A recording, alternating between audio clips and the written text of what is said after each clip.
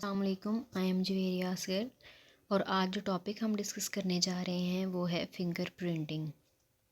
First of all हम इसका introduction देख लेते हैं कि बेसिकली फ़िंगर प्रिंट्स क्या होते हैं। फ़िंगर प्रिंट्स जो हैं ये रिजिस और फरोज़ के यूनिक पैटर्न को कहते हैं, ठीक है। ये हमारे फिंगर्स पे और हमारे थंब पे अपीयर होते हैं। अगर आप लोग देखो अपने फिंगर को या अपने थंब को देखो तो हमें एक यूनिक सा पैटर्न नज़र आ रहा है, एक लाइनिंग शो हो रही है। उन्हें हम कहते हैं कि ये हमारे फिंगर प्रिंट्स हैं। फिंगर प्रिंट्स में अगर रिजिस और फरोज़ की बात की जाए तो रिजिस वो वाला पार्ट है जो लाइनिंग प्रोमिनेंट हमें शो हो रही है ना अपने थंब में या अपनी फिंगर्स में। तो प्रोमिनेंट जो लाइनिंग है हमारी, यानी कि जो उभरा हुआ जो पोर्शन है, जो पार्ट है लाइनिंग्स का, उसे हम कहेंगे कि जो लाइन जो प्रोमिनेंट हो रही है उसे हम कहेंगे कि ये रिजिस हैं।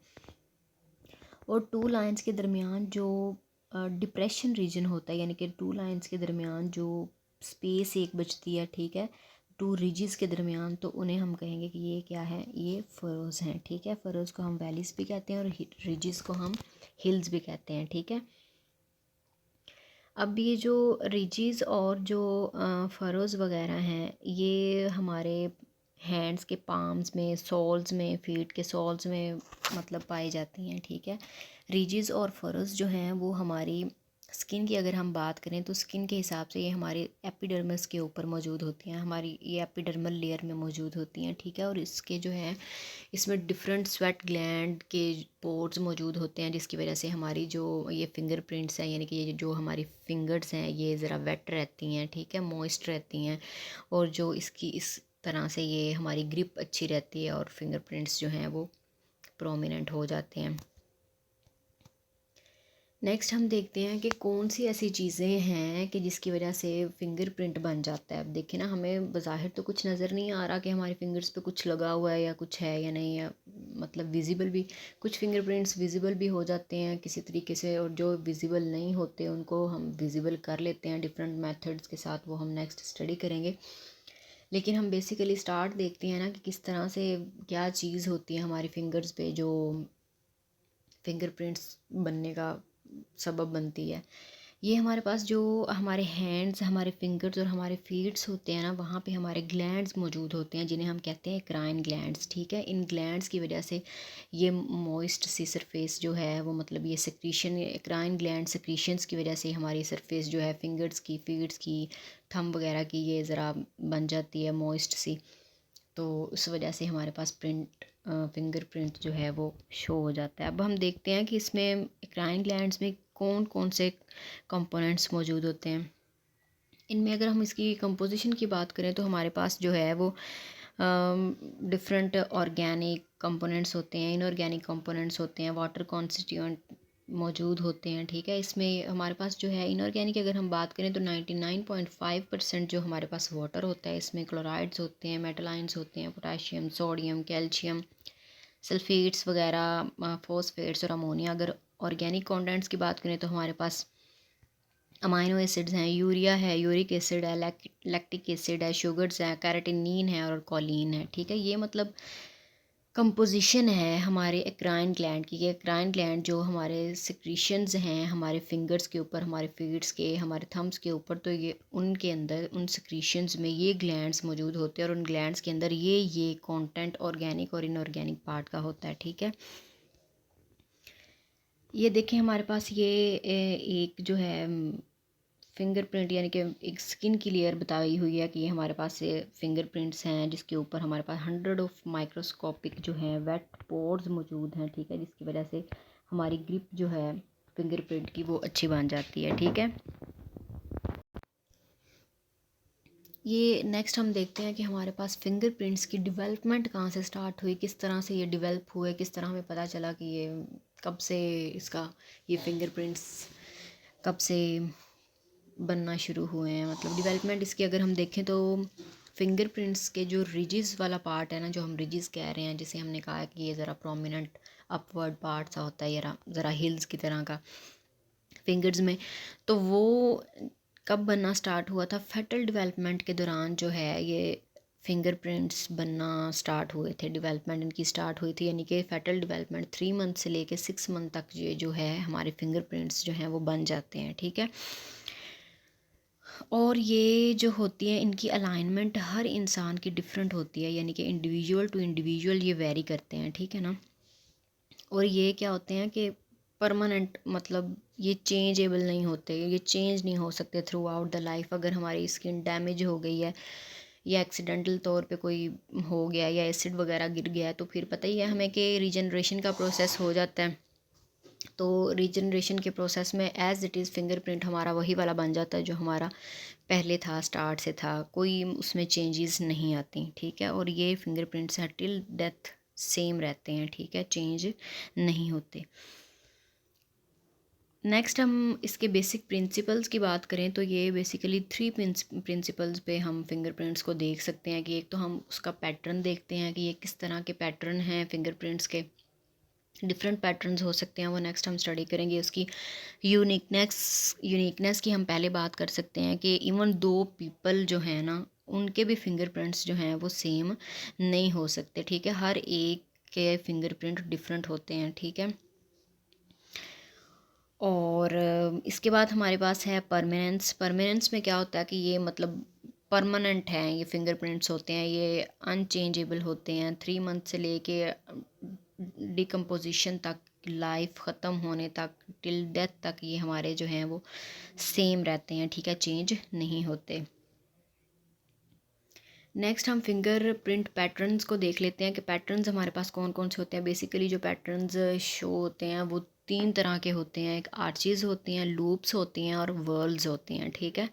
ये 3 पैटर्न्स होते हैं। आर्चीज़ जो होते हैं, आर्चीज़ में हमारे पास जो है वेव लाइक पैटर्न बनता है।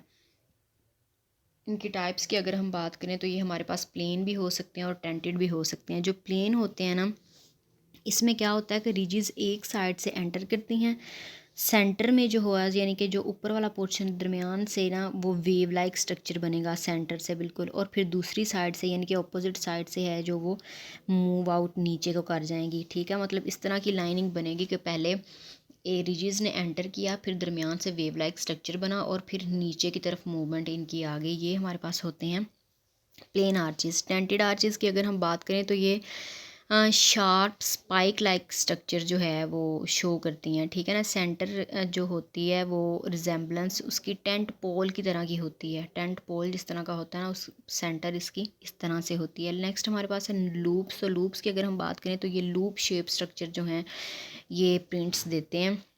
इसमें रेडियल और अल्नर लूप्स आ जाती हैं, जिसके ऊपर मतलब ये डायरेक्शन पर डिपेंड करता है कि अगर तो हमारे पास जो पैटर्न है स्लोप का वो हमारे इनर आर्म बोन की तरफ यानी कि थंब की तरफ है ना, तो फिर हमारे पास वो हम कहेंगे वो क्या है, वो हमारे पास है रेडियल लूप। और अगर तो वो आउटर आर्म बोन की तरफ यानी कि हमारी शॉर्ट फिंगर की तरफ पैटर्न है, तो वो हम कहेंगे कि हमारे पास ये अल्नर लूप है, ठीक है। ये 60 to 65% पॉपुलेशन में जो है ये पैटर्न पाया जाता है लूप्स का, लूप्स फिंगरप्रिंट्स का। नेक्स्ट हमारे पास आता है वर्ल पैटर्न। इसमें क्या होता है कि ये सर्कुलर स्पाइरल पैटर्न लाइक है।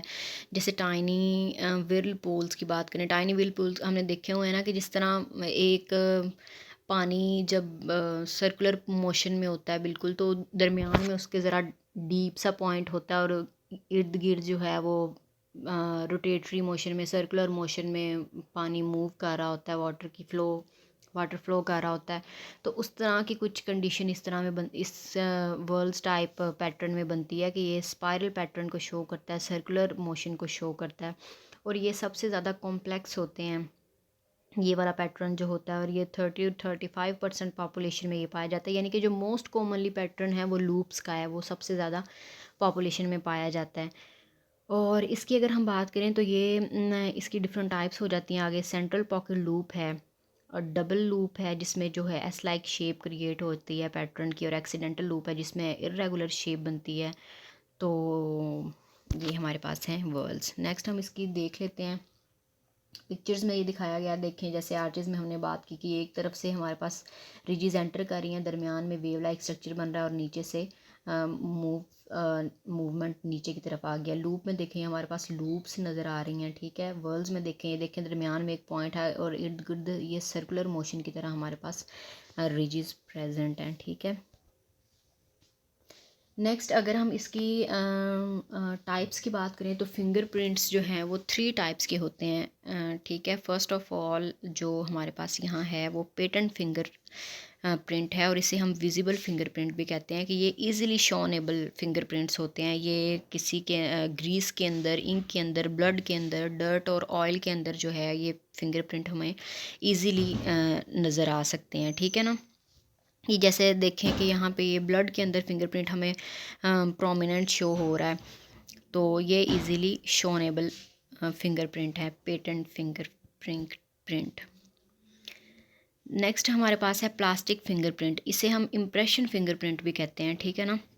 इसमें क्या होता है कि ये फिंगरप्रिंट से ये भी इजीली विजिबल होते हैं। ये इसमें फिंगरप्रिंट हमें फ्रेश पेंट में हम अपना फिंगरप्रिंट देख सकते हैं, वैक्स में देख सकते हैं, टार में, बटर में, सिली पुट्टी में, ठीक है। ये देखें जैसे ये हमारे पास एक सॉफ्ट सा मटेरियल है, पिक्चर में शो हो रहा है, और उसमें हमारा फिंगरप्रिंट जो है वो प्रोमिनेंट हो गया है, ठीक है ना। नेक्स्ट हमारे पास है लेटेंट फिंगर प्रिंट्स। अब ये ज़रा कॉम्प्लेक्स टाइप है कि ये देखें ना कि लेटेंट फिंगरप्रिंट में ये नॉन विजिबल फिंगरप्रिंट्स होते हैं। इसमें क्या होता है कि हमें जो फिंगरप्रिंट है ना वो हमारी सेक्रीशंस की वजह से, हमारे हैंड्स की फिंगर्स की सेक्रीशंस की वजह से प्रिंट बन तो जाता है। अब हम किसी भी चीज़ को टच करते हैं ना तो वहाँ हमारा एक प्रिंट बन गया है, तो लेकिन हमें वो नज़र नहीं आ रहा होता। तो वो क्यों नज़र नहीं आता और इसको कैसे देखा जाए, इसके डिफरेंट मेथड्स होते हैं, ठीक है ना। इनको विजिबल बनाने के लिए हम डिफरेंट टेक्निक्स को यूज़ करते हैं, यानी कि इसके लिए केमिकल टेक्निक्स भी होती हैं, फिज़िकल टेक्निक्स भी होती हैं, पाउडर यूज़ भी होता है, लाइट का यूज़ भी होता है। तो नेक्स्ट हम देखते हैं कि इन फिंगरप्रिंट्स को कैसे कैसे हम देख सकते हैं। अब जो हमारे पास फर्स्ट फिज़िकल मेथड है लेटेंट फिंगरप्रिंट्स को फाइंड आउट करने का, उन्हें विजुलाइज करने का, वो हमारे पास होता है पाउडर डस्टिंग मेथड, ठीक है। इसमें क्या होता है कि हमारे पास डिफरेंट कलर्स के जो हैं वो पाउडर मौजूद होते हैं, ठीक है। वो पाउडर कलर हम फिर कौन सा सिलेक्ट करते हैं पाउडर का, वो हम जिस सरफेस के ऊपर फिंगरप्रिंट मौजूद है ना उस सरफेस के अकॉर्डिंग हम कलर चूज़ करते हैं पाउडर का, कि कौन सा पाउडर ऊपर स्प्रिंकल किया जाए और हमें प्रोमिनेंट हो जाएगा, ठीक है। अब जैसे ब्लैक सरफेस है तो इसके ऊपर हम ब्लैक पाउडर ही तो नहीं करेंगे यूज़, उसके ऊपर हम वाइट पाउडर यूज़ करेंगे ताकि हमें प्रोमिनेंट हो जाए फिंगरप्रिंट, ठीक है ना। अब इसमें होता क्या है कि जो सेक्रीशंस होती हैं ना, ये कब यूज़ होता है ये पाउडर मेथड, जब सेक्रीशंस जो हैं 500 नैनोग्राम से जब ज़्यादा हों तब ये मेथड यूज़ किया जाता है। इससे कम हो तब ये मेथड एप्लीकेबल नहीं होता, तब और केमिकल मेथड्स होते हैं इन्हें फाइंड आउट करने के लिए, ठीक है। टेस्ट और मौजूद होते हैं इनको चेक करने के लिए, ठीक है। तो इसके लिए ज़रूरी है कि जो सेक्रीशंस हैं हमारी एक्राइन ग्लैंड्स की, हमारे फिंगर्स की जो सेक्रीशंस हैं तो वो 500 नैनोग्राम से ज़्यादा होनी चाहिए, ठीक है। इसमें हम क्या करते हैं कि पाउडर को ना हम फिंगरप्रिंट के ऊपर स्प्रिंकल करते हैं, कि वो प्लेस जहाँ पे हम कह रहे हैं कि हमारे पास प्लेस है, इसके ऊपर फिंगरप्रिंट मौजूद है लेकिन वो विजिबल नहीं है, तो उसके ऊपर हमने पाउडर को स्प्रिंकल कर दिया, ठीक है। और मोस्टली जो है वो ब्रशेस को यूज़ किया जाता है इनको स्प्रेड करने के लिए, ठीक है। अब जो ब्रशेस हमने यूज़ करते हैं वो कैमल हेयर के बने हो सकते हैं, नायलॉन के बने हो सकते हैं, ठीक है। और पाउडर को स्प्रिंकल करके ना उनको लाइटली रब करना है बिल्कुल इन ब्रशेस के साथ। ये नहीं करना कि अच्छे से उन्हें कर दो और वो बिल्कुल डैमेज ही हो जाएं, ठीक है। और लाइटली रब करके तो हमें फिंगरप्रिंट्स जो हैं वो विजिबल हो जाते हैं। नेक्स्ट जो मेथड है ये SPR टेक्निक है, जिसमें स्मॉल पार्टिकल रिएजेंट मेथड हम इसे कहते हैं। इसमें क्या होता है कि सस्पेंशन प्रिपेयर की जाती है, ठीक है। और ये मेथड किसके लिए होता है, ये नॉन पोरस सरफेस के लिए होती है, वेट सरफेस के लिए होती है, यानी कि जो सरफेस जो है वो वेट हो और नॉन पोरस हो। वो जो हमने पहला मेथड यूज़ किया है ना पाउडर स्प्रिंकल का, वो हमारे पास ड्राई सरफेसेस के लिए था, और ये जो है SPR है ये हमारे पास वेट सरफेसेस को के ऊपर फिंगरप्रिंट्स को फाइंड आउट करने के लिए होता है। इसमें क्या होता है कि सस्पेंशन प्रिपेयर करते हैं। सस्पेंशन प्रिपेयर जब होगी तो उसमें क्या किया जाता है कि जो फिंगरप्रिंट वाली सरफेस होती है ना, उसे सस्पेंशन के अंदर डिप किया जाता है, ठीक है, और सस्पेंशन के जो पार्टिकल्स मौजूद होते हैं वो एडहेयर हो जाते हैं उस फिंगरप्रिंट की सरफेस के ऊपर। तो इस तरह से हमें वो फिंगरप्रिंट्स जो हैं वो विजिबल हो जाते हैं, ठीक है। ये हमारे पास देखें, ये लेटेंट फिंगरप्रिंट है, यानी कि ये जो इतना विजिबल नहीं है और लाइट है, और इसके ऊपर हमने ये पाउडर डस्ट किया हुआ, और फिर ये हमारे पास बिल्कुल विजिबल फिंगरप्रिंट हमें मिल गया।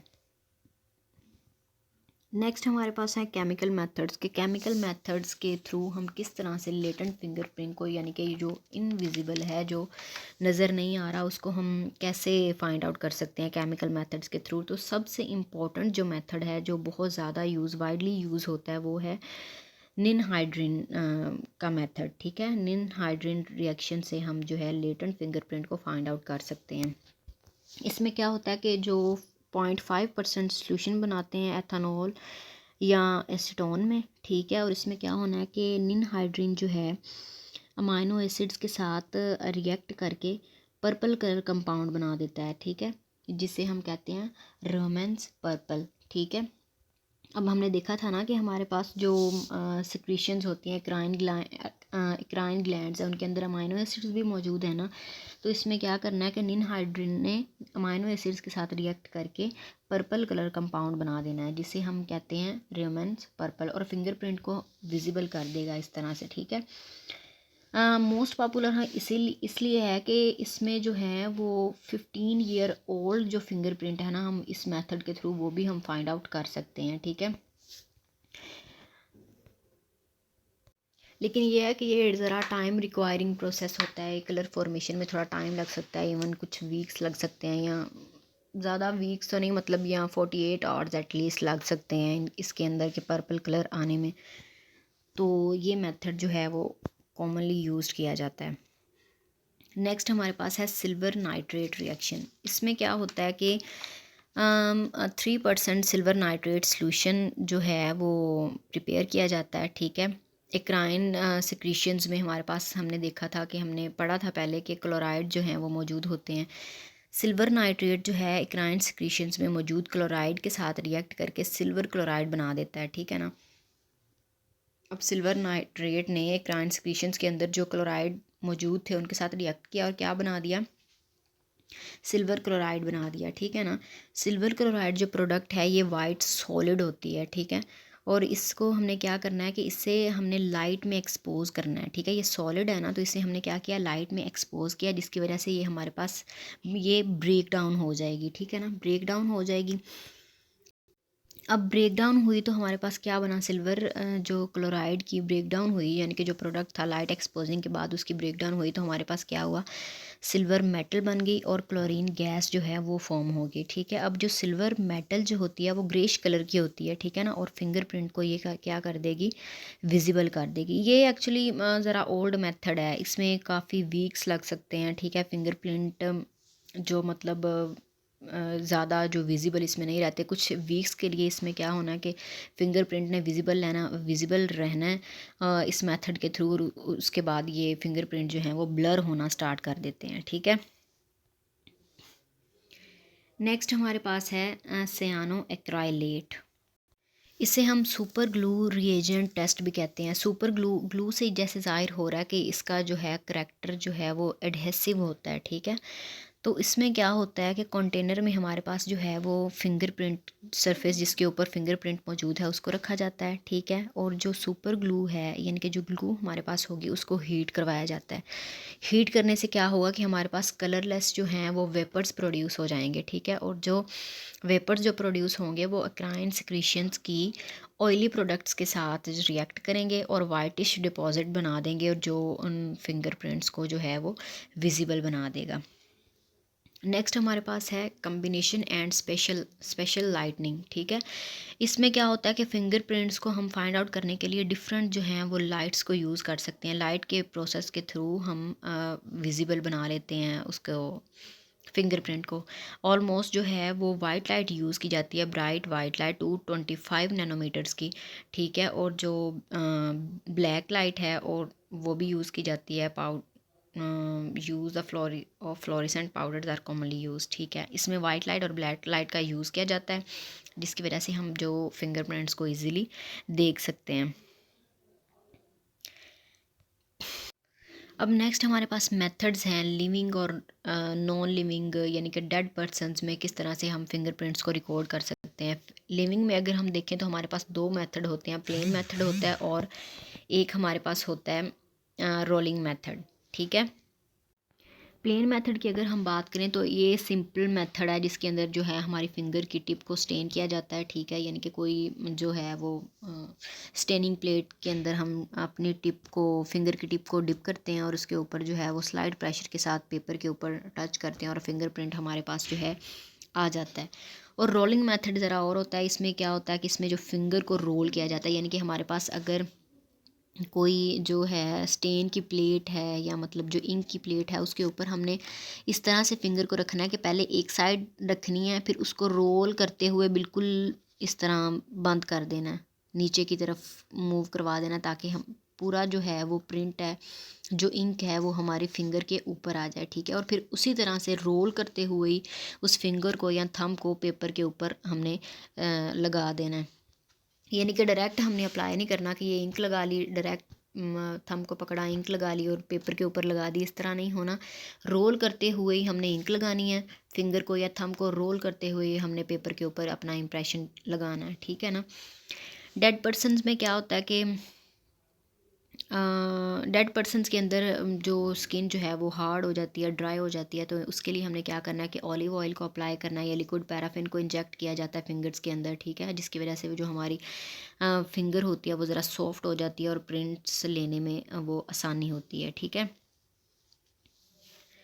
नेक्स्ट अगर हम इसके एडवांटेजेस की बात करें तो ये हमारे पास क्रिमिनल एक्टिविटीज़ को फाइंड आउट करने के लिए, उनके एविडेंसेस को देखने के लिए ये हमारे पास फिंगरप्रिंट्स बहुत काम आते हैं, बहुत वाइडली यूज़ है इनका, कि कहीं भी अगर कोई क्रिमिनल एक्टिविटी हुई है तो वहाँ पे ज़रूर क्रिमिनल के जो होने हैं वो एविडेंसेस कुछ मौजूद होने हैं, उसके फिंगरप्रिंट्स कहीं ना कहीं रह जाते हैं, ठीक है। तो वो उनको फाइंड आउट करने के लिए, उन एविडेंसेस को फाइंड करने के लिए कि यहाँ पे क्या वाक़या हुआ है, किस बंदे ने किया है, उसको आइडेंटिफाई करने के लिए जो है ये मेथड है फिंगरप्रिंटिंग का यूज़ किया जाता है, ठीक है। ये हाईली एक्यूरेट मेथड होता है और इसके रिज़ल्ट्स भी बहुत फास्ट होते हैं। ये इसे आसान करना भी बहुत आसान है, क्योंकि मतलब ये इतना टाइम कंज्यूमिंग प्रोसेस नहीं है। ये हम अगर विजिबल नहीं है तो हम डिफरेंट केमिकल या फिजिकल मेथड्स के साथ उसे हम फाइंड आउट कर सकते हैं, और अगर तो विजिबल है तो फिर तो बिल्कुल ही गुड है। और जो है वो फिंगरप्रिंट जो सेंसर होते हैं वो चीप होते हैं, ज़्यादा महंगे नहीं होते, एक्सपेंसिव नहीं होते, तो ऑल पर्सनस के लिए ये हम फिंगरप्रिंट्स जो हैं वो फाइंड आउट कर सकते हैं। और अब इंफॉर्मेशन इससे हमें मिल जाती है कि किस तरह से किसके ये फिंगरप्रिंट्स हैं और कौन कौन इस वाक़े में, इस क्राइम में मुलविस है, ठीक है।